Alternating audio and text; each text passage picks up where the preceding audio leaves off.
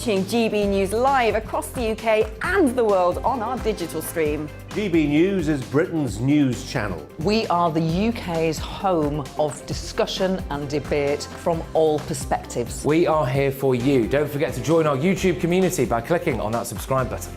And if you want the GB News app, you can click and catch up on programmes anytime. We love to hear from you, so email us. gbviews@gbnews.uk. Thanks for being part of the GB News family. My name is Andrew Doyle. Join me every Sunday evening at 7 p.m. for Free Speech Nation. This is a show where we address current affairs and news stories of the week with the help of two wonderful comedian panellists. I brought in comics because I want to give it a lighter edge, and also they work for less. See you there.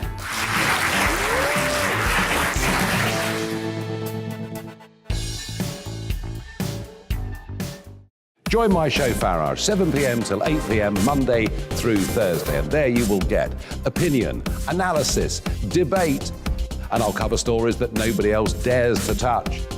And then for the last 15 minutes, talking pints. We're over a drink. We have a civilised conversation with someone. We very often disagree, but we do it in a grown-up way. Come and join me on Farage.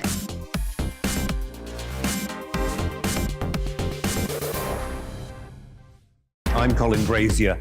I've reported from more than 70 countries around the world, covered wars from Afghanistan to Iraq, from Lebanon to the Balkans. I'm trying to bring that experience, that feel for events, to the studio. And something else, I'm ready to give an opinion. Today's stories with a spark. Brazier from 8 p.m. weekdays on GB News.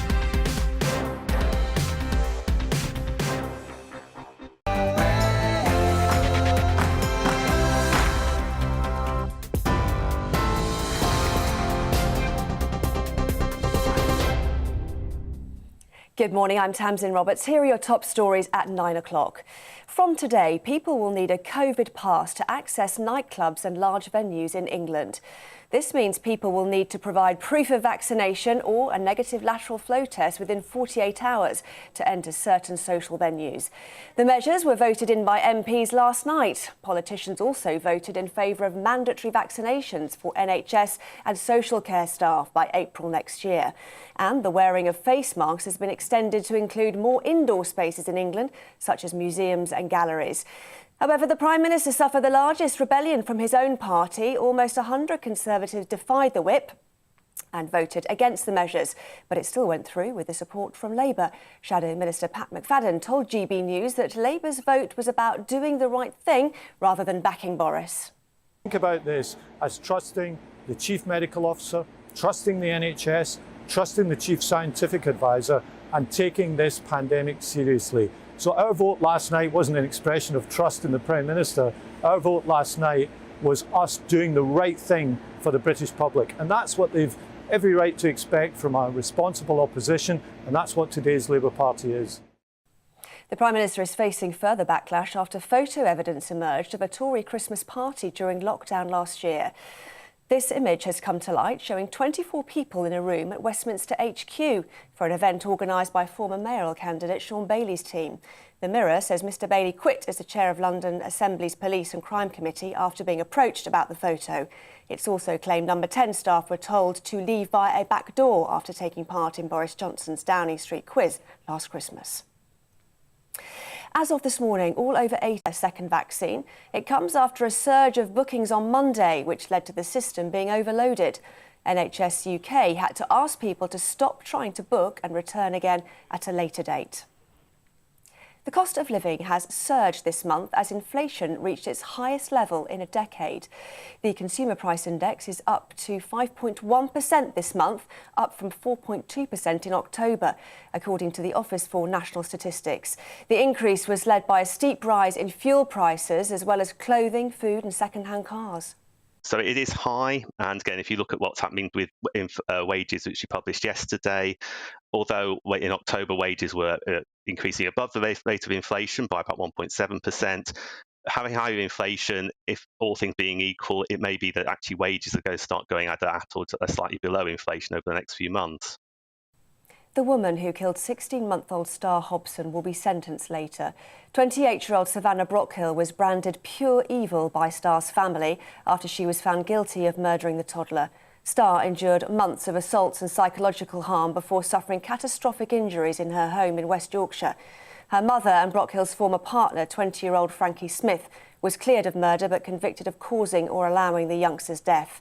Marilyn Hawes from Freedom of Abuse told GB News it's clear the social services missed the warning signs.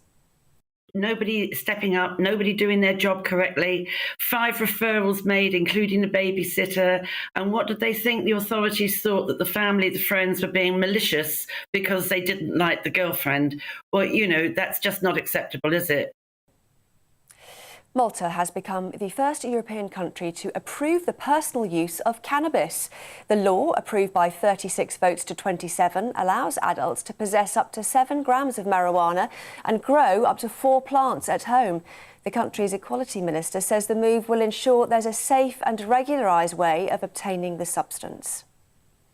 And 7-time Formula One world champion Lewis Hamilton will be knighted by the Prince of Wales today for his services to motorsports. It's just days after the British sports star controversially lost out on a record 8th F1 world title.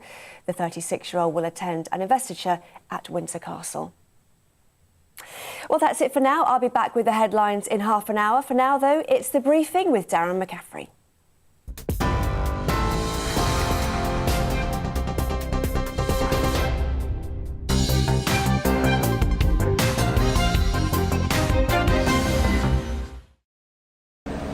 A very good morning. Welcome live to Westminster and to The Briefing AM with me, Darren McCaffrey. We're going to be looking back at that massive vote in the House of Commons last night in which 99 Conservative MPs rebelled, the biggest rebellion Boris Johnson has faced to date, even by historic standards, a pretty big rebellion for the government. What it does mean, of course, is that Plan B, however, is coming into force with those restrictions, including face masks and vaccine passports for large venues. We'll be looking at all the political fallout in the next 30 minutes or so, and my word, there is a lot of that. Also coming up on the programme today, we'll be looking ahead to the North Shropshire by-election tomorrow, another crucial moment for Boris Johnson. Could the Conservatives lose what has been a rock-solid seat for decades? And also potential changes to the Human Rights Act. Should the government be looking at that? That and so much more over the next 30 minutes. As always, want to hear a wide range of views on the programme. You can email me at gbviews@gbnews.uk or tweet me at gbnews. We'll get to some of those views later on in the programme. But very good morning and welcome.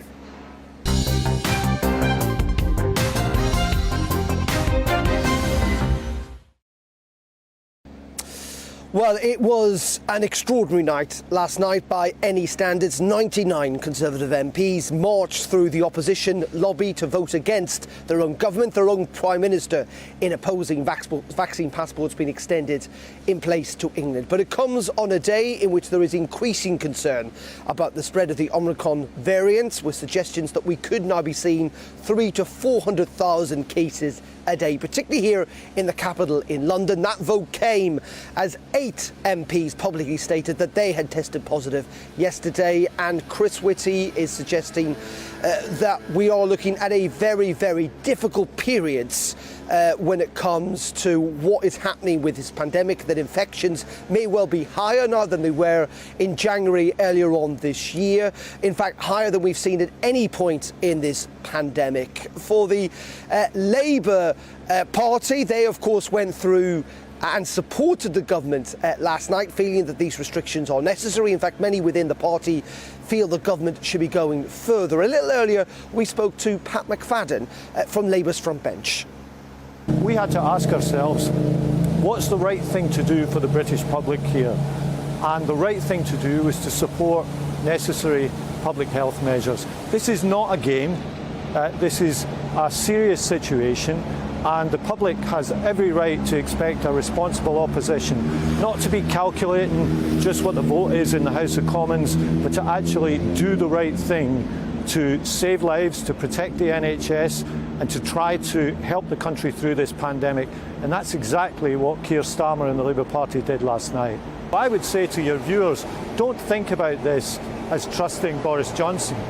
We understand why people wouldn't want to do that, but think about this as trusting the Chief Medical Officer, trusting the NHS, trusting the Chief Scientific Advisor, and taking this pandemic seriously. So our vote last night wasn't an expression of trust in the Prime Minister. Our vote last night was us doing the right thing for the British public, and that's what they've every right to expect from a responsible opposition, and that's what today's Labour Party is. The Conservative Party has collapsed into dysfunctionality. What we saw last night was, despite the government having a majority of 80 on paper, they couldn't even get necessary public health measures through the House of Commons, measures advised by the Chief Medical Officer, by the Chief Scientific Officer. They couldn't even get them through Parliament. Our duty, faced with a situation like that, isn't to play games and think about open goals. Our duty is to do the right thing by the British public. We now know that the public can't rely on the Conservative Party to do the right thing, but no matter how dysfunctional the Conservative Party is, it's important that the country understands they can still rely on us, and our actions last night showed that to be the case. This new variant has only been known about for a few weeks. What do we know? We know that it's spreading very fast. It looks like being triple vaccinated is the best protection against it. So we would encourage everybody to get their third jab. If you've not jabbed at all, start the process and get vaccinated. That's the best protection of all. But certainly we view these measures as necessary in the fight against the new variant that we've seen and the ongoing pandemic situation. That was Labour's Pat McFadden speaking to GB News earlier on this morning. Of course, these Plan B restrictions apply to England, in Scotland and Wales. The First Ministers there, Nicola Sturgeon and Mark Drakeford, are calling on the public to limit their social interactions in the build-up to Christmas to around 3 households when people meet up. They say that this is necessary to try and slow down the spread of that new variant. But it is clear here, isn't it, given that vote in Parliament last night, that Boris Johnson, if he wants to introduce even further restrictions here in England, could face an even larger rebellion from the Conservative Party. The Prime Minister somewhat boxed in, it must be said, this morning, given the size, the pure size of that rebellion last night. Well, let's get the latest on the political fallout from this and speak to David Semple. He's the journalist and Conservative commentator who joins us from Manchester. Very good morning to you, David. Hello, how are you? We say this, don't we? Unprecedented, historic in many regards. I mean, last night was a very damaging moment for the Prime Minister, given the sheer size of the rebellion. Yes, it was, actually. I think this is the biggest Tory revolt since the early days of David Cameron, when he got almost 100. Sometimes, you know, I felt that Boris is quite safe. And he is still safe as long as there's no backbenchers revolt to have a contest against him, as there was against Margaret Thatcher. He's got an 80 majority. He seems to have the general support of the public. I don't agree. I think he's overreacting, of the public for the sort of things he's doing. But I think he's got to watch it now. I think that the moment he's gone as far as he can go in terms of the COVID stuff. And I think he should be more cautious and listen to his backbenchers. When you say listen to his backbenchers, many of them were quite vocal, weren't they, last night, David, in saying that they feel he needs to change. I mean, Geoffrey Clifton-Brown was suggesting that if the Prime Minister doesn't change tack, and it's not, of course, just related to these coronavirus rules, that, and I'm quoting him here, he says that a leadership contest is on the cards for next year. How widely do you think that view is within the Conservative Party?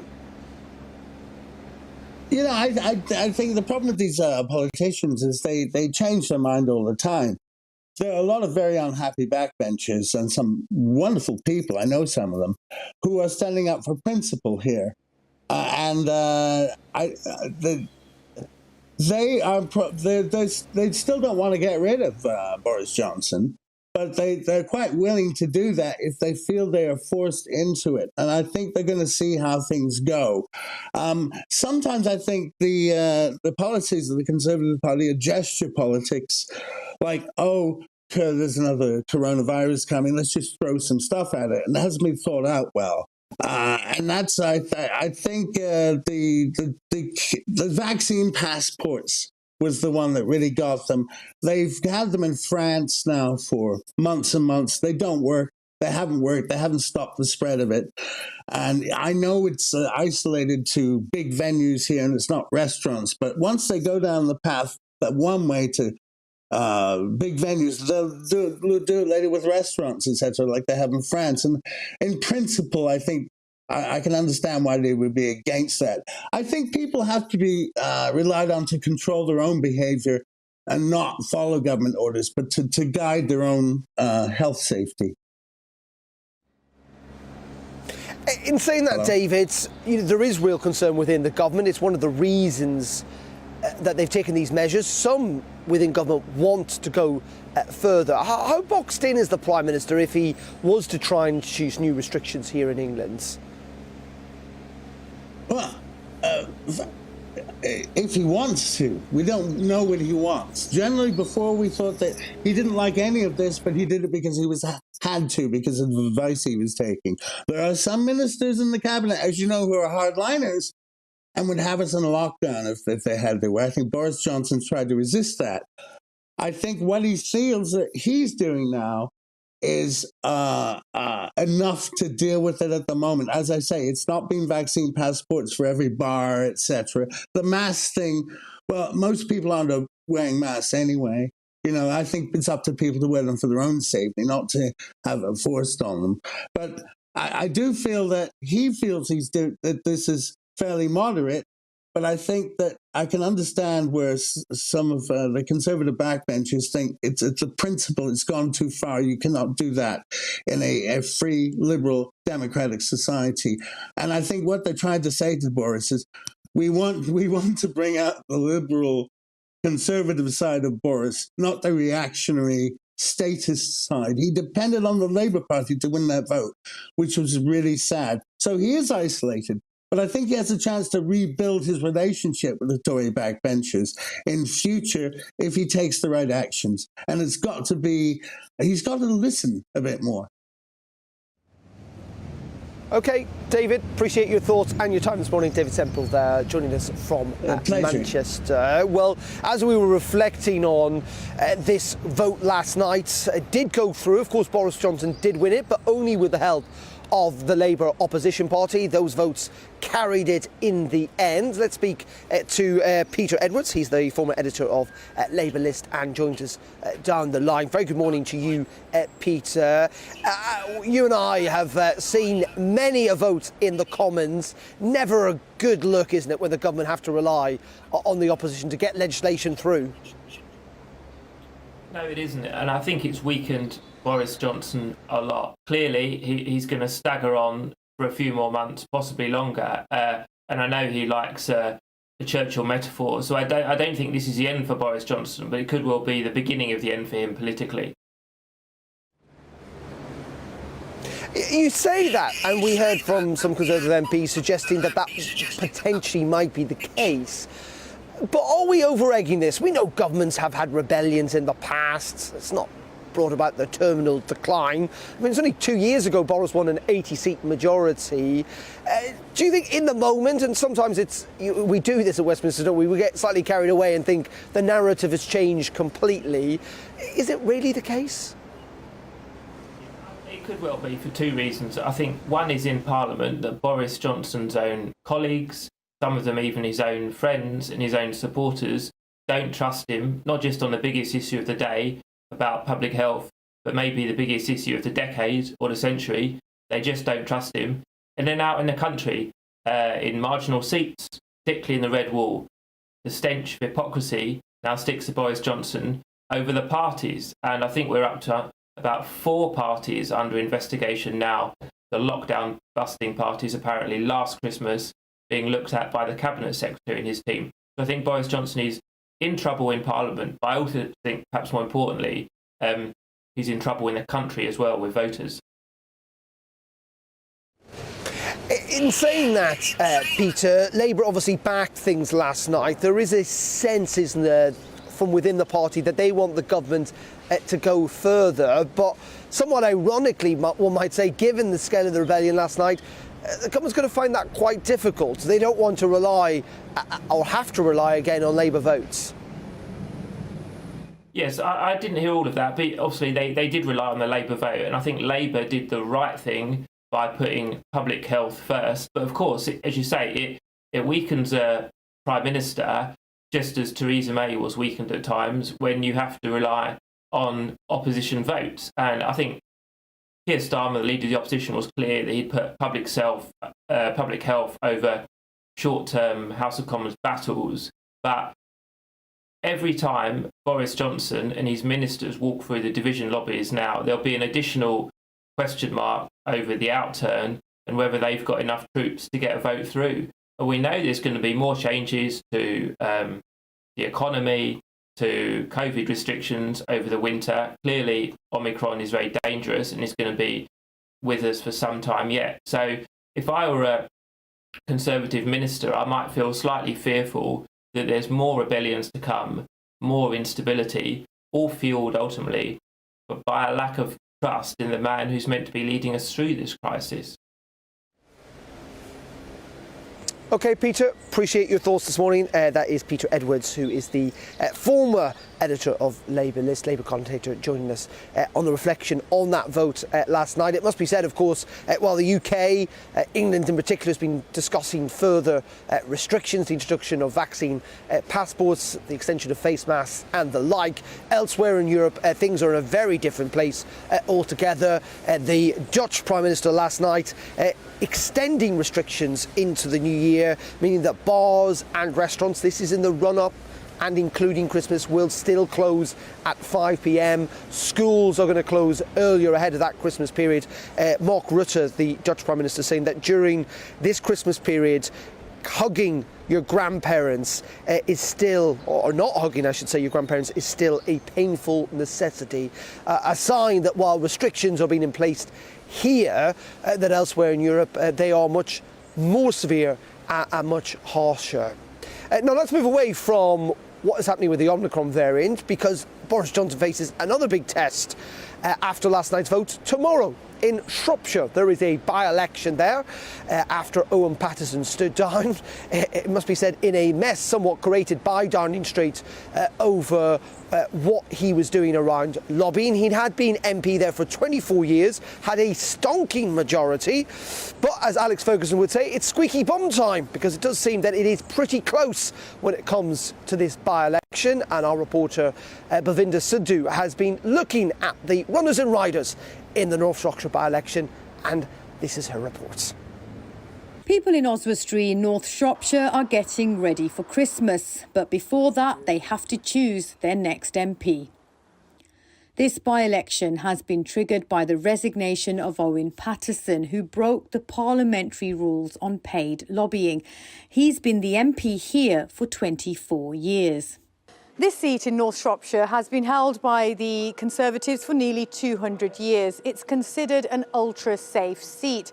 In the last general election, Owen Paterson safely won with 63% of the vote. But will the Tory sleaze row and that alleged Christmas party change people's voting habits here?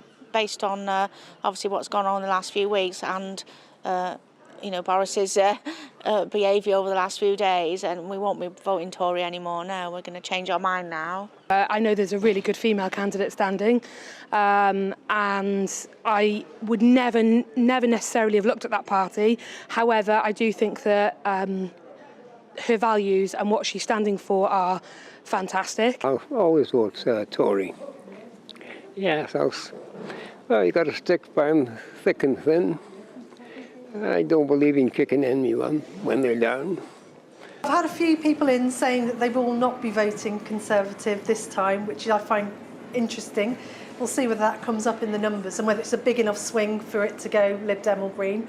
North Shropshire is a large rural constituency lying on the Welsh border. It's made up of 5 market towns: Wem, Whitchurch, Oswestry, Ellesmere and Market Drayton. At a hustings event in Whitchurch, people shared the issues they want their next MP to prioritise.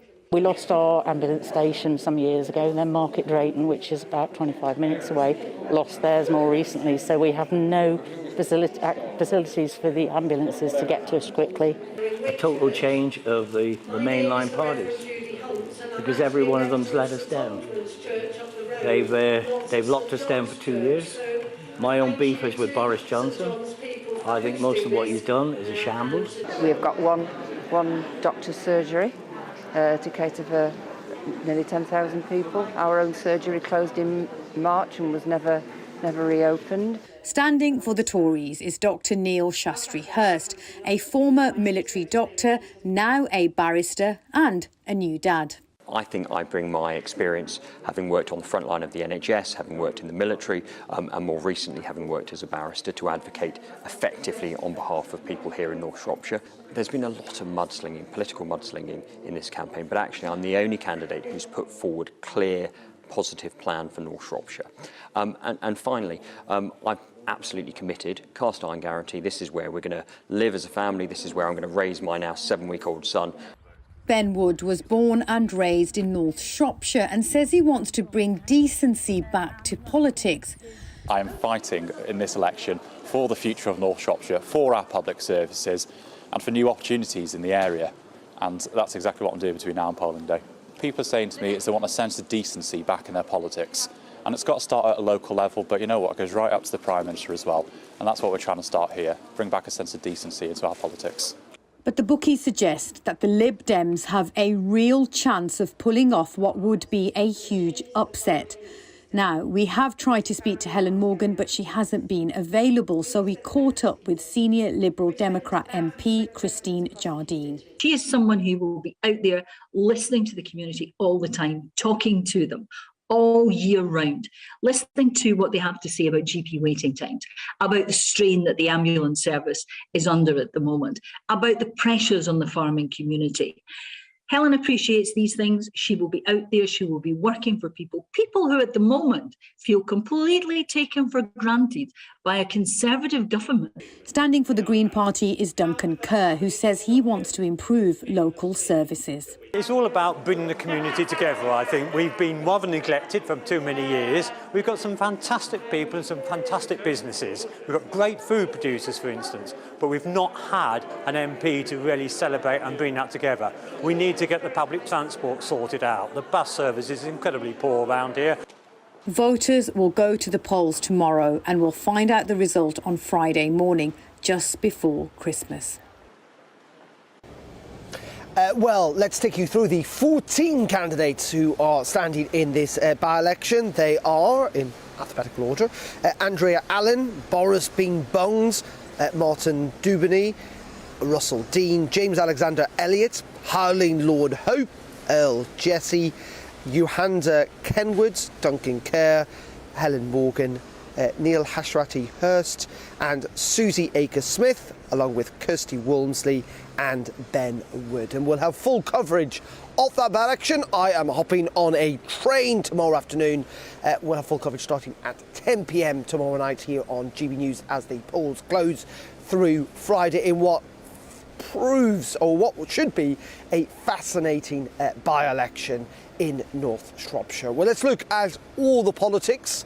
We're only halfway through the week, aren't we? It's only Wednesday, but we had BMQs today. And join Tom Harwood. He is our political correspondent. At home, must be said, self-isolating after testing positive. Seemingly like half of the capital at the moment, Tom, in terms of testing positive. But let's look at the wider political picture. Last night, big rebellion. Let's throw forward, though. Going to be another difficult Prime Minister's question time this afternoon, one would imagine, for Boris Johnson.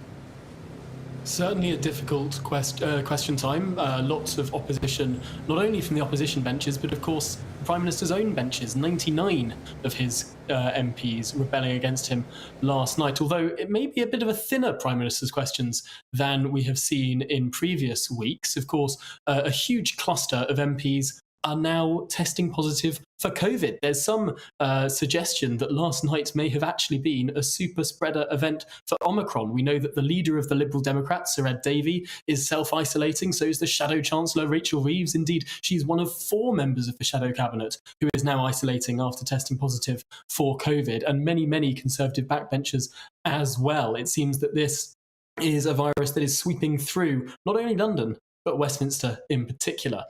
So to what extent will Prime Minister's questions be that normal bustling affair? I'm not so sure. Or perhaps MPs will brave it anyway. It has been noted by the political editor of The Sun newspaper, Harry Cole, that today is, of course, the 15th of December, meaning if you test positive for COVID today, you'll be in isolation for Christmas Day. Not the best news. Although, yes, that is the context in which the Prime Minister will be taking questions from across the House. And it is a very difficult political context, not only for that display in Parliament last night, where the Prime Minister had to rely on Labour votes, but also those stories about now 4 parties under investigation. Most recently, of course, that party of Conservative campaign managers for Sean Bailey, the Conservative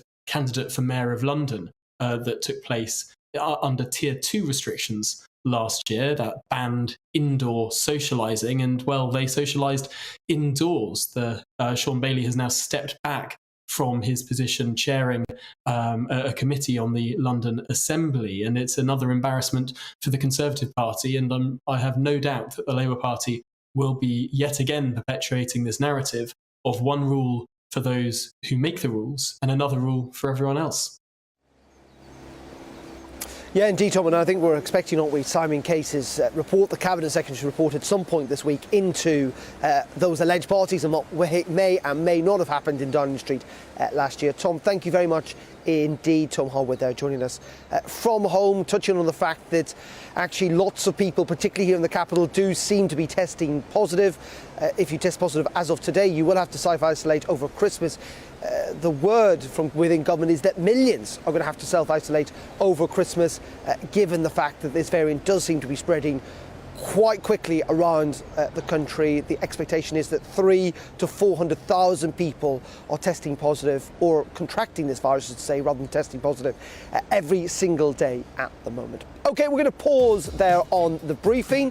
Thank you for watching. Don't forget, Gloria is back at 12. I'm here at 3 with all the latest political news. PMQs, of course, coming up this afternoon. You will not want to miss that. To the Point with Patrick and Mercy is in just a couple of minutes' time. But first, at just after 9:30, let's bring you up to date with the latest news. I'll see you later.